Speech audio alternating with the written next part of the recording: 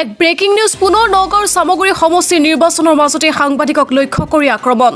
আমাৰ অসম কাকতৰ সাংবাদিকৰ বাহনত আক্ৰমণ সামগ্ৰী সমষ্টিৰ পূব খালপাৰাত সংঘটিত হৈছে এই ঘটনাটো দুৰ্বৃত্তৰ বিৰুদ্ধে আক্ৰমণৰ অভিযোগ পুনৰ জনাইছো এবাৰ পুনৰ নগাঁৱৰ সামগ্ৰী সমষ্টিৰ নিৰ্বাচনৰ মাজতে সাংবাদিকক লক্ষ্য কৰি আক্ৰমণ কৰা হৈছে সামগ্ৰী সমষ্টিৰ পূব খালপাৰাত সংঘটিত হৈছে এই ঘটনাটো আমাৰ অসম কাকতৰ সাংবাদিকৰ বাহনত আক্ৰমণ কৰা হৈছে দুৰ্বৃত্তৰ বিৰুদ্ধে আক্ৰমণৰ অভিযোগ উত্থাপিত হৈছে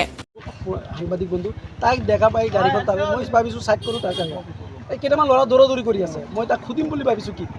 ইন দ্য মিন টাইম কি ক'লে বিজেপিৰ মানে ইমান পতাকা হাতত কেইটামান আছে আৰু ডাঙৰ লাখুটি কেইটামান লৈ আহি মোৰ গাড়ীখন মানে কোবাই আছে মই ক'লোঁ বন্ধু মোৰ গাড়ীখন কিয় ভাঙিছা মই কি অন্যায় কৰিলোঁ চৰি কৈ গুচি